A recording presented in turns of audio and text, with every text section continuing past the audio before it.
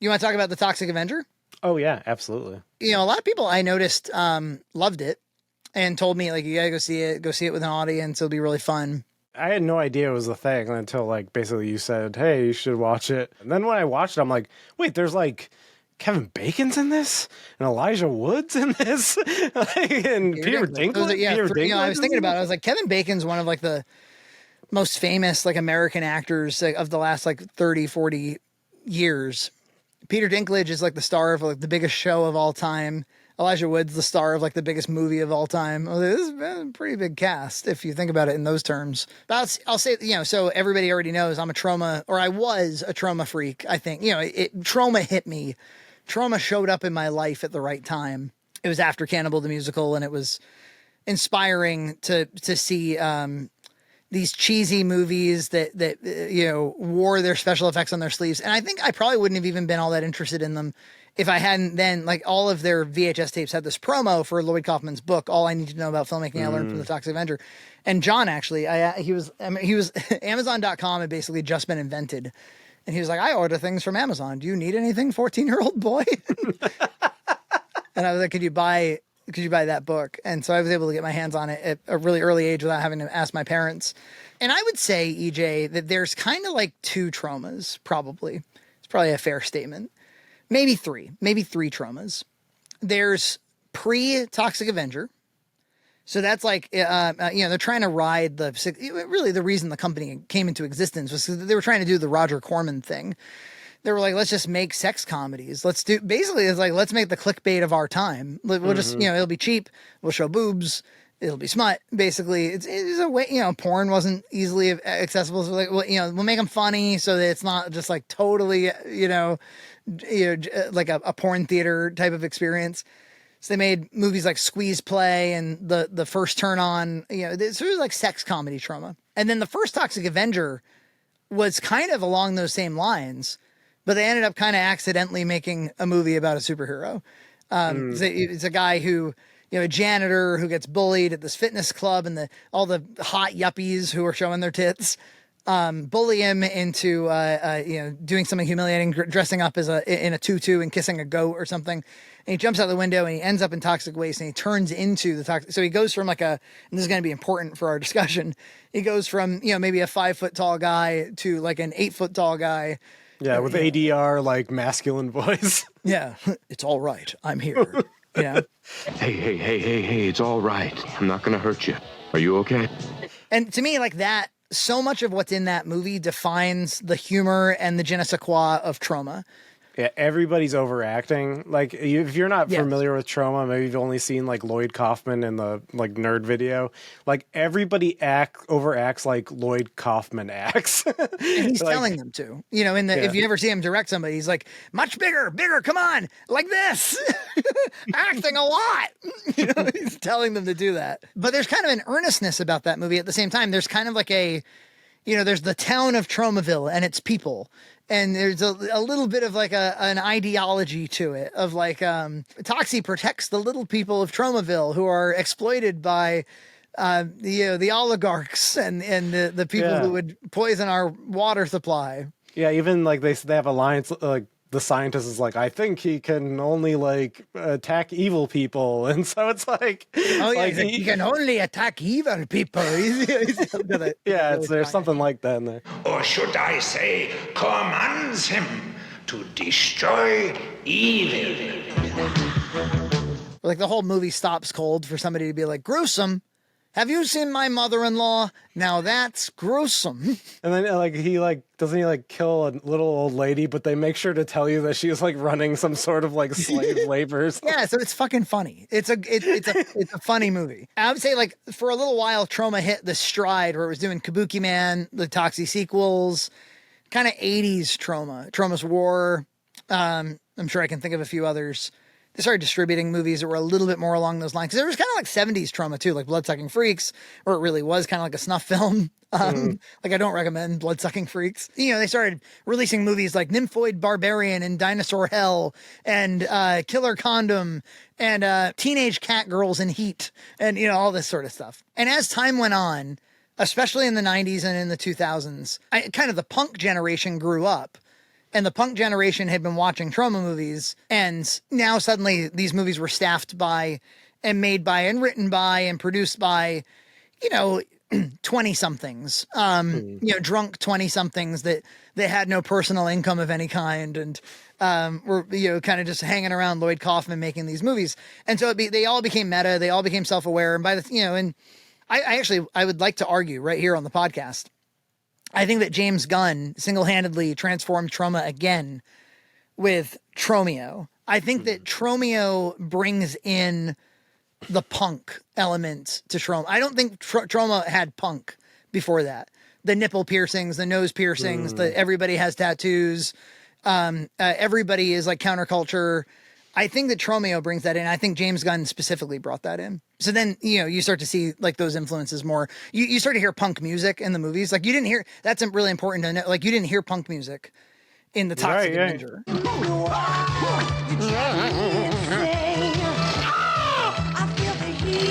It's 80s pop music, like body talk, body talk. It's not like fucking body talk. Talking to your fucking bar. The Toxic Avenger, it kind of became culturally significant with Toxic Crusaders, the cartoon show. And for years, in fact, I think in the book that I referenced, there's a chapter where he's talking about like, I've been, in talks with Hollywood. They want to do a remake. I don't want to sell out, maybe I will though. And over the years, as I would follow Troma news, I mean, dude, this has been going on for like 20 years. Seriously, maybe more, of Troma constantly on the brink of just saying yes to the whole thing so that they could get a huge paycheck and keep the company afloat, because the company is not. I can't imagine. I mean, during the days of DVD, I think they were doing quite well. They had like some sort of streaming thing, right? And then I don't think people are like coming to that in droves. But DVD and tape was, and cable TV, right? Like those are the things that would keep that company alive. And Peter Jackson, Sam Raimi, Quentin Tarantino, Kevin Smith, Trey Parker, all these guys, cite Troma as an influence. It's like James Gunn, they all cite Troma as a major influence. So they found themselves at some point as a pretty important part of the kind of counterculture filmmakers who ended up becoming successful in the Hollywood system. So Troma has become culturally significant in filmmaking somehow, some way. And I think the first Toxie has a lot to do with it. So maybe 5 years ago, I heard that Peter Dinklage it's something like that. 4 years ago, I heard that Peter Dinklage was going to be playing Melvin in a Toxic Avenger remake. It was finally going to happen. And to me, it felt a little bit like, just a little late to the game. It was like, you would do that now on some streaming platform? Like, what is it exactly? It would have been cool if, back when people went to movie theaters, but. Yeah. Prior to, 2019, yeah. Yeah, and I've got nice things to say. I've got my criticisms too. So Levi was at my house, and it was late. He had just come in from his flight. And I was like, you want to turn this thing on? You want to watch the Toxic Avenger with me? You want to see what this thing's all about? And we were, so I kind of got to watch it with an audience in that sense. And I don't know about you, I was kind of digging it for like maybe a good 40 minutes. I think I think that's the best part of the movie. Yes. And, the one thing I don't like is it's very garish. Like, it's like, very digital, very over color corrected. Yeah. It's just, it doesn't look good to me. Like the high contrast, like I feel like we've gotten away from that in a lot of ways. And like, just to see it back for this, it just, felt very digital. Yeah. So it says it has Peter Dinklage. He's now playing Winston, right? His name, not Winston. Melvin, but not Melvin is in the movie. He plays like a scientist in the cold open. And Kevin Bacon is Bozo, which is the bully, right? So yeah, and the reference to the whole Bozo thing is like extraordinarily, for a fan, it's a little funny because he's called by whatever his other main name is in the movie, and then like there's a scene where he has a nickname Bozo, and he's like, never call me that.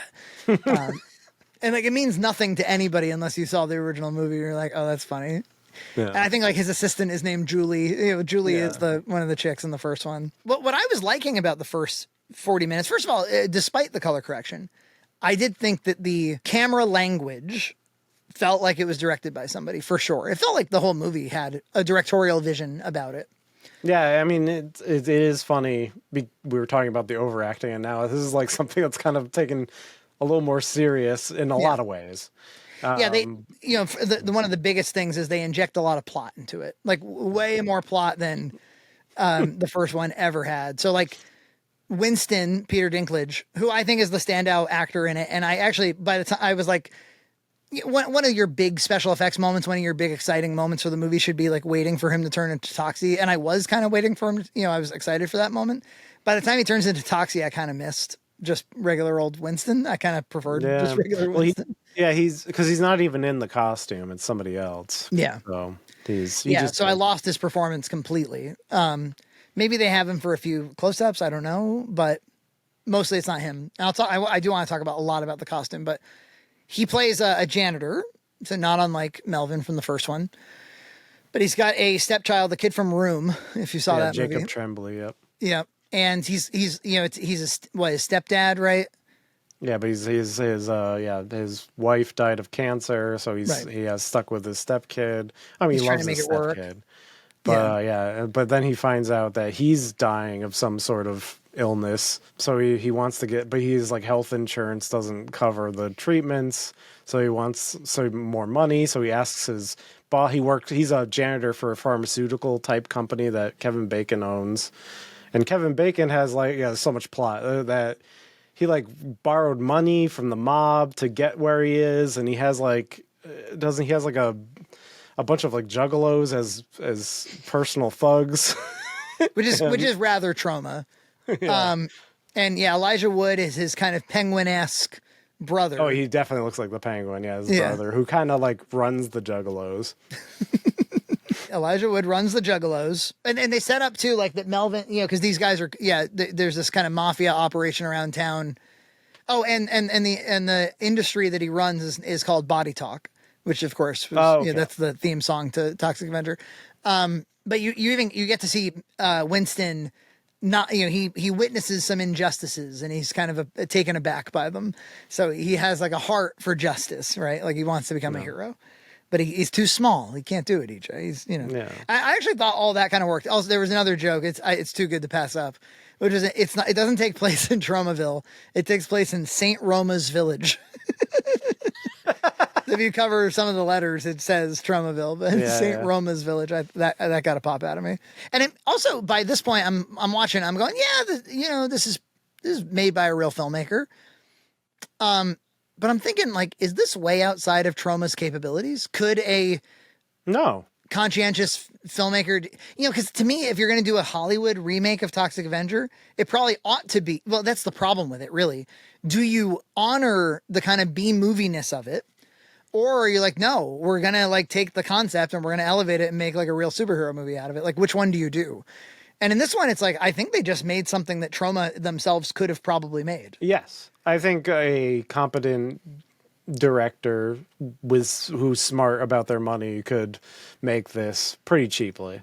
You'd probably need like a couple million instead of their normal 500,000 or whatever they normally have. He asks Kevin Bacon for money.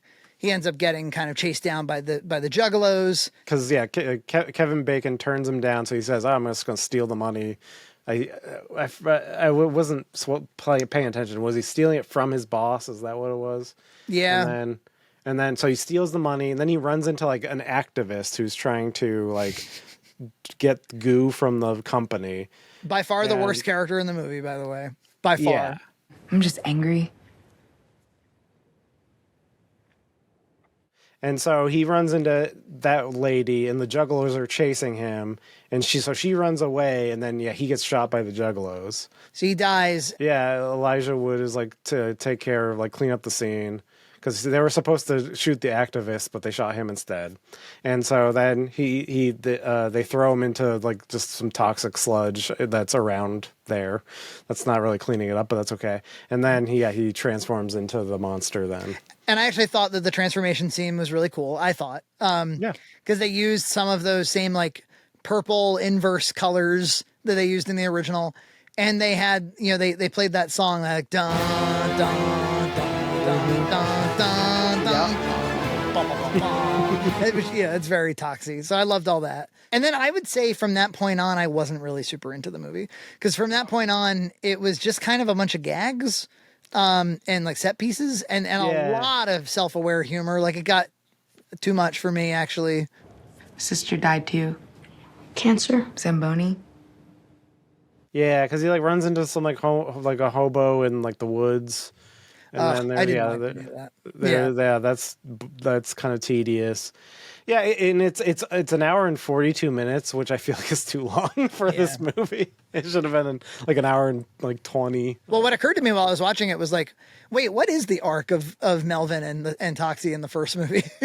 Like, what actually happened? I was like, right, he gets bullied, he turns into Toxie, and he just goes around killing bad people scene after scene for a while, for like 30 minutes. And then the mayor wants to hunt him down because he's evil and he needs to take care of him, like Batman or something.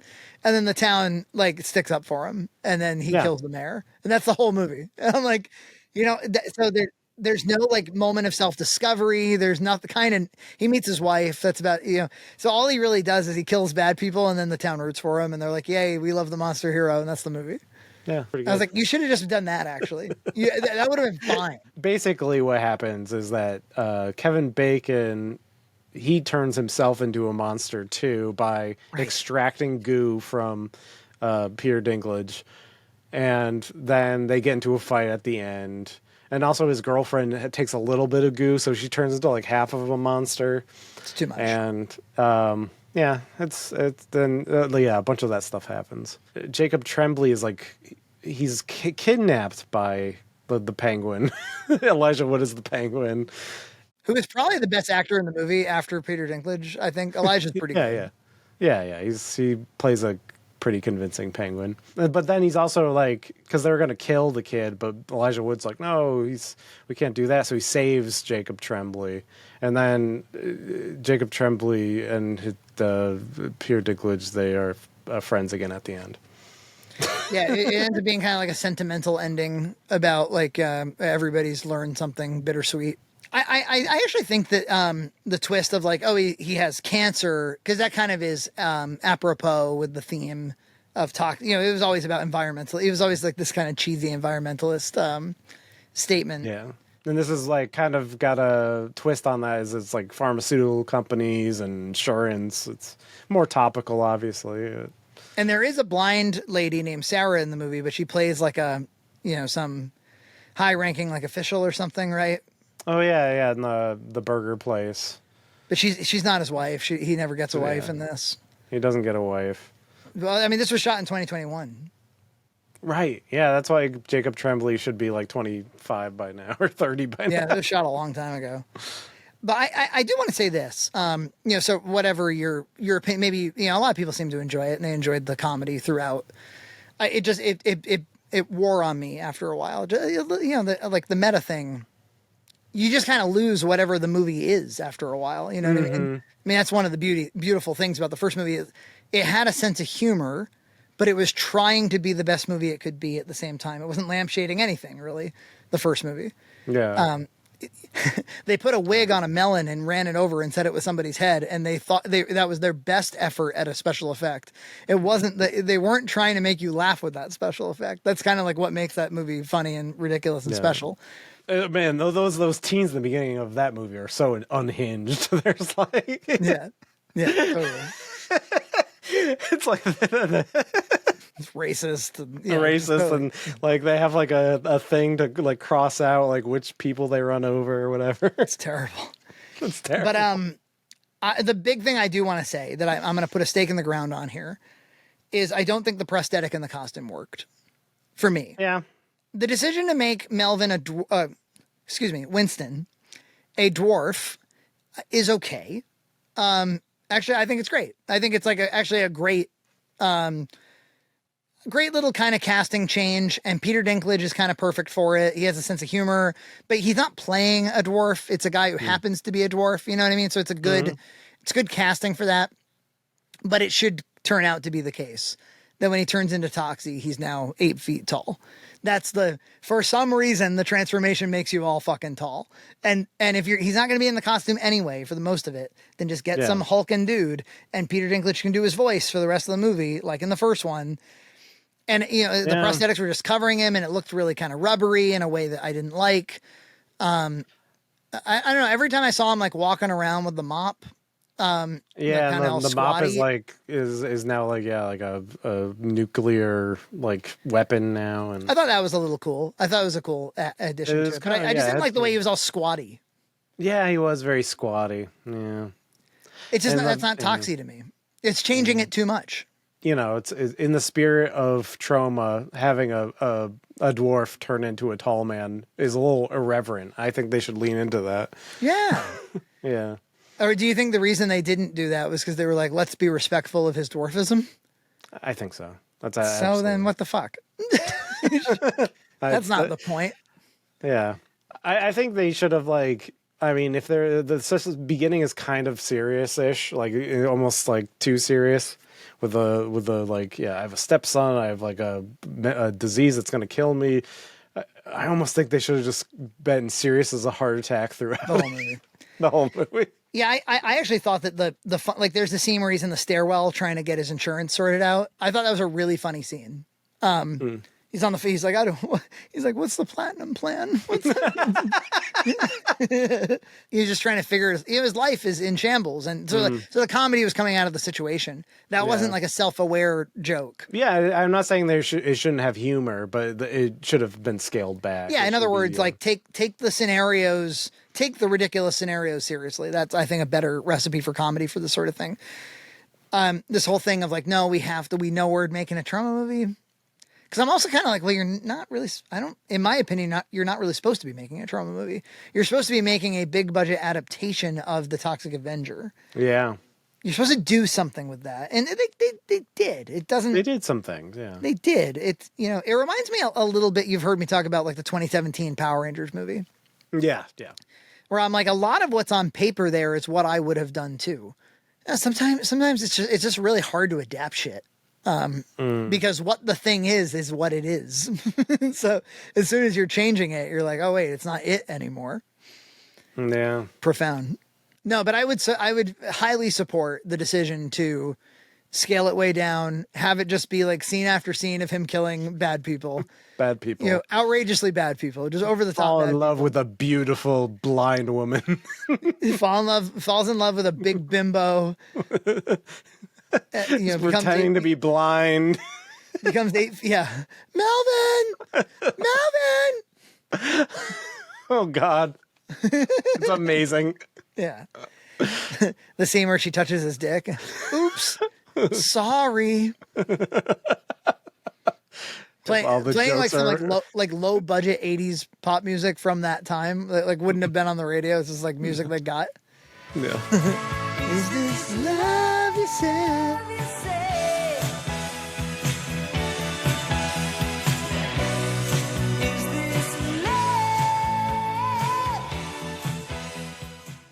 Subscribe to Red Cow Entertainment on Patreon for full episodes every other week.